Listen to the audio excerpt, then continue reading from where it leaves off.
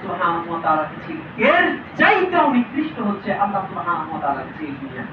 সুবহানাল্লাহ, চিন্তা করেছেন রাসূলুল্লাহ সাল্লাল্লাহু আলাইহি ওয়াসাল্লাম কি বললেন যে আমার আপনার কাছে এইরকম ত্রুটিযুক্ত ছাগল যেরকম, এর চাইতেও আর নিকৃষ্ট হচ্ছে আল্লাহ সুবহানাহু ওয়া তাআলার কাছে এই দুনিয়াটা।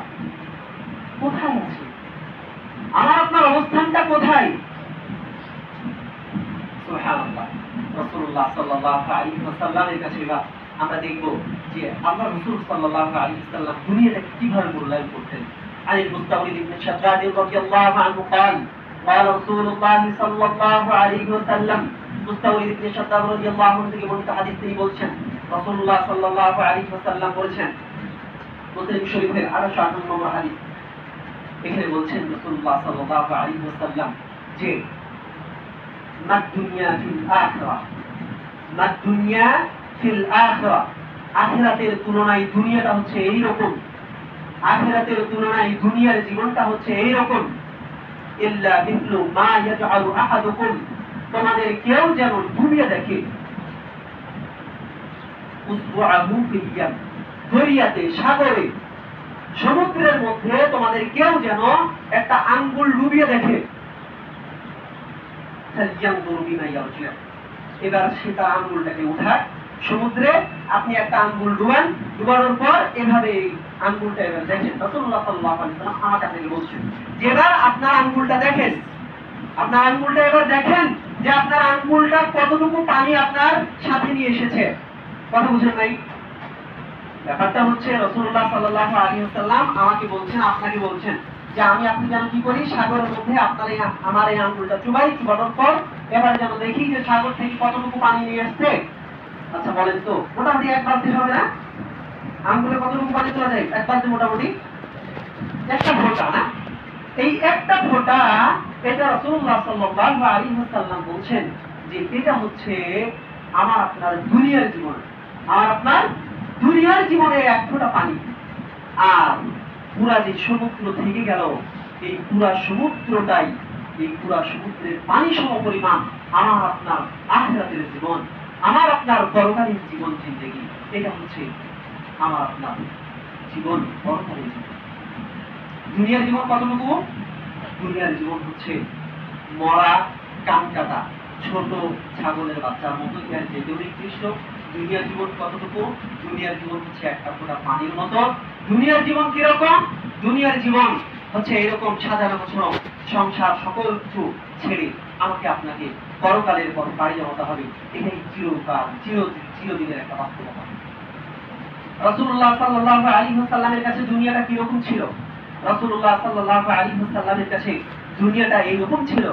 আমাদের আম্মাজান আয়েশা সিদ্দিকা রাদিয়াল্লাহু আনহা বলছেন, আয়েশা সিদ্দিকা রাদিয়াল্লাহু আনহা বলছেন যে তুফি রাসূলুল্লাহ সাল্লাল্লাহু আলাইহি ওয়াসাল্লাম, যখন রাসূলুল্লাহ সাল্লাল্লাহু আলাইহি ওয়াসাল্লাম মৃত্যুবরণ করলেন, যখন ইন্তেকাল করলেন, এমন অবস্থায় রাসূলুল্লাহ সাল্লাল্লাহু আলাইহি ওয়াসাল্লাম তার ঘরে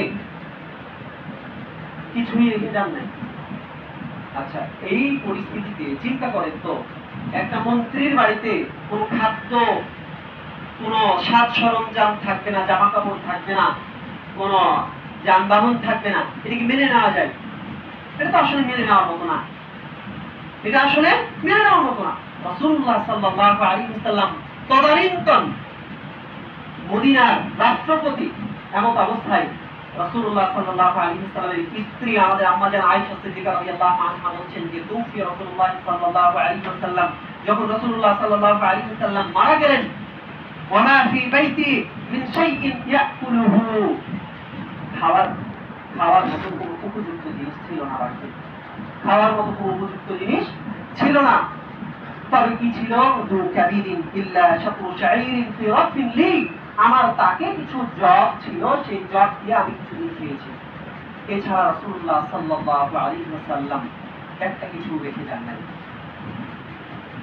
রাসূলুল্লাহ সাল্লাল্লাহু আলাইহি ওয়াসাল্লাম সম্পর্কে আমাদের আরেক আম্মাজান বলছেন, জুয়াইরিয়া রাদিয়াল্লাহু আনহা, জুয়াইরিয়া ইবনে হারিস রাদিয়াল্লাহু আনহা বলছেন যে রাসূলুল্লাহ সাল্লাল্লাহু আলাইহি ওয়াসাল্লাম যখন মারা গেলেন, তখন তার ঘরের অবস্থা এরকম ছিল যে মা তারাকা রাসূলুল্লাহ সাল্লাল্লাহু আলাইহি ওয়াসাল্লাম ইনদা মাউতিহি দিনারান, যখন তিনি মারা যান তখন মরণের এই প্রাক্কালে মানে কোন রকম দিনার ছিল না, ওয়ালা দিরহামান, কোন দিরহাম ছিল না, ওয়ালা আবদান ওয়ালা আমাতান, কোন একটা কৃত দাস ছিল না, কোন একটা কৃত দাসী ছিল না। তবে ইল্লা রাসূলুল্লাহ সাল্লাল্লাহু আলাইহি ওয়াসাল্লামের সাহাবী অর্থাৎ আমাদের আম্মা জান রাদিয়াল্লাহু আনহা বলছেন যে তবে ছিল কি ছিল। যখন এই হাদিসটা আমি পড়ি তখন আমার কাছে মনে হয়েছে এরকম যে মনে হয় তাহলে কিছু জিনিস রেখে গেছেন যেগুলো পরবর্তীতে ব্যবহারযোগ্য।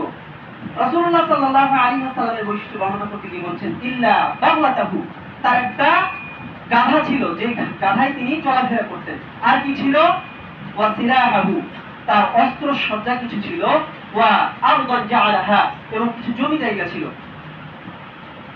তাহলে আমরা এতক্ষণ যেগুলো দেখলাম যে রাসূলুল্লাহ সাল্লাল্লাহু আলাইহি ওয়াসাল্লাম কিছুই রেখে যাননি, এটা ভুল কথা। কিছু রেখে গেছিলেন। কি রেখেছিলেন? একটা তার সাদা গাধা ছিল যেটাতে তিনি সওয়ারি হতেন, চলাফেরা করতেন, একটা গাধা ছিল। সাথে কি ছিল? সাথে কিছু অস্ত্র ছিল। সাথে কি ছিল? সাথে কিছু জমি জায়গা ছিল, তাই না? বলছেন যে এগুলো এগুলো তিনি সমস্ত কিছু আল্লাহ রাসূল সাল্লাল্লাহু আলাইহি ওয়াসাল্লাম সমস্ত কিছু এগুলো সাদাকা করে গেছেন। সুবহানাল্লাহ, মানে এটা ভাবা কিছু নাই যে মনে হয় এগুলো ছিল। সমস্ত কিছু যা ছিল সমস্ত কিছুকে আল্লাহ রাসূল সাল্লাল্লাহু আলাইহি ওয়াসাল্লাম এই দুনিয়ার এই পূর্ণ জীবনকে তিনি কিরকম ভাবে মূল্যায়ন করতেন, যতটুকু ছিল সমস্ত কিছুকে তিনি আল্লাহ সুবহানাহু ওয়া তাআলার রাস্তায় দান করে দিয়েছেন। এটা ছিল তার দুনিয়ার জীবন।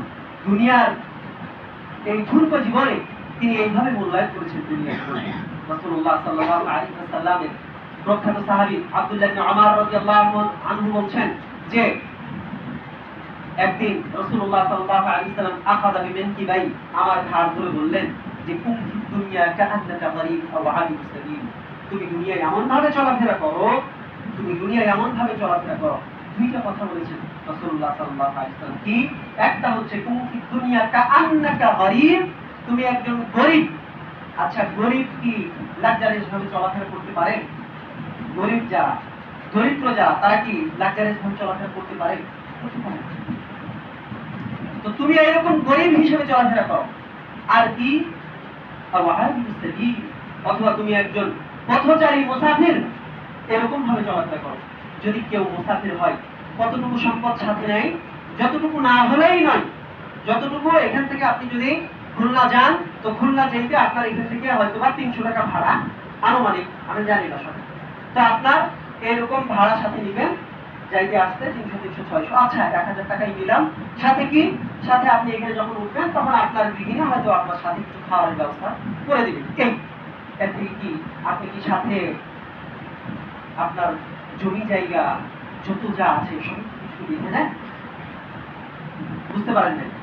সফররত অবস্থায় কি সকল কিছু বেঁধে নিয়ে যান? তো সফররত যেরকম অবস্থায় আপনি আপনার বেঁচে থাকার মতো যতটুকু না হলেই না, ততটুকু আপনি সাথে নেন, তাই না?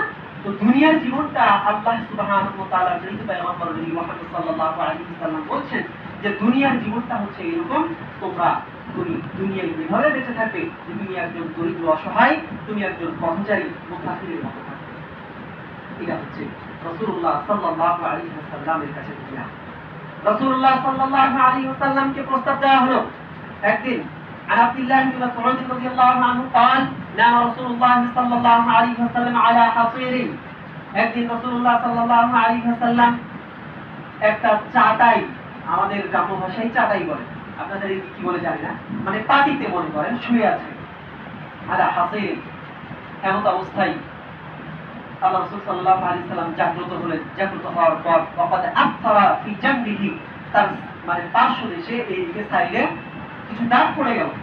সাধারণভাবে কেউ যদি ওই চাটাই বা সব পাটিতে যদি কেউ ঘুমায় তাহলে এদিকে দাগ পড়ে যায় না? তো এই অবস্থা দেখে সাহাবীরা বললেন যে আমরা আপনার এরকম একটা ভালো ব্যবস্থা করে দিই। কিসের ব্যবস্থা হবে? দাআন, একটা ভালো জাজিমের ব্যবস্থা করে দিই, নরম বিছানার ব্যবস্থা করে দিই। তো রাসূলুল্লাহ সাল্লাল্লাহু আলাইহি ওয়াসাল্লামের উত্তরটা কি রকম ছিল দেখেন। রাসূলুল্লাহ সাল্লাল্লাহু আলাইহি ওয়াসাল্লাম বলেছেন মালি ওয়ালাদ দুনিয়া, আমার সাথে দুনিয়ার সম্পর্কটা কি? আমি দুনিয়াতে কিরকম দুনিয়াকে আমি কিভাবে ব্যবহার করব